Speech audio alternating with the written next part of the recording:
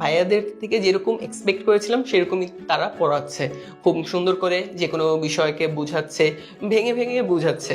বইটা পড়ার প্রতি আলাদা একটা স্বপ্ন তৈরি হওয়া শুরু করলো যে না, ভাইয়াদের মতন আমিও বইটা একদিন পড়বো, ইনশাল্লাহ আমিও এখানে চান্স পাবো। বর্তমানে আমার ইঞ্জিনিয়ারিং অ্যাডমিশনের জার্নি শেষ। আমি ঢাকা ভার্সিটি, বুয়েট এবং চুয়েট কুয়েটে ক্র্যাক করতে পারি। এসএসসিতে A+ পাওয়ার পর প্রথম আলো এবং শিখো মিলে আমাদেরকে সংবর্ধনার ব্যবস্থা করে। সেখান থেকেই হচ্ছে শিখোর সাথে আমার পরিচয়। প্রথম দিকে শিখোর যেই ফ্রি ক্লাসগুলো আমি করলাম, দেখলাম যে হ্যাঁ, ক্লাসগুলো যথেষ্ট এফেক্টিভ এবং ভাইয়েরা যথেষ্ট এফোর্ট দিয়ে পড়ানোর চেষ্টা করছে, বোঝানোর চেষ্টা করছে। কোনো একটা সায়েন্সের বিষয় হচ্ছে ভিজুয়ালাইজেশন, ভাইয়েরা অনেক সুন্দরভাবে জিনিসগুলো বোঝাচ্ছিল যে দেখলাম যে হ্যাঁ, আমার ভিজুয়ালাইজেশন পাওয়ারটা আরও বাড়ছে। তারপরে চিন্তা করলাম হ্যাঁ, শিখোর সাথে থাকা যেতে পারে। তখন আমি শিখোর একাডেমিক কোর্সে ভর্তি হই। ভর্তি হওয়ার পর আরও বিভিন্ন অ্যাক্সেস পাই। এখানের যে ফিচার রয়েছে, এর ভিতর ফিচার ছিল, স্লাইডগুলো ছিল, বিভিন্ন নোট, এবং সবচেয়ে স্পেশাল যেটা উল্লেখ করলেই না সেটা হচ্ছে অ্যানিমেটেড ভিডিও। এটা হচ্ছে আমার পড়াকে আরও ইন্টারেস্টিং করতো।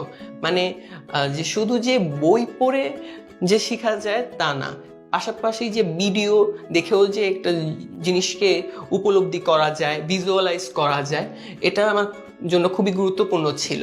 একাডেমিক থেকে অ্যাডমিশন যখন আমি জার্নিটা শুরু হলো, তখন আমি ফিল করতে পারছি যে যে না, আমার একাডেমিক বেসটা অনেক স্ট্রং হয়ে আছে।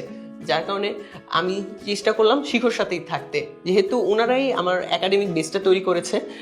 তাই আমি ওনাদের সাথে থাকলাম এবং দেখলাম হ্যাঁ, ভাইয়াদের থেকে যেরকম এক্সপেক্ট করেছিলাম সেরকমই তারা পড়াচ্ছে, খুব সুন্দর করে যে কোনো বিষয়কে বোঝাচ্ছে, ভেঙে ভেঙে বোঝাচ্ছে, যেন আমরা জিনিসটাকে ধরতে পারি এবং আমাদের একাডেমিক যে পড়ার সাথে রিলেট করতে পারি।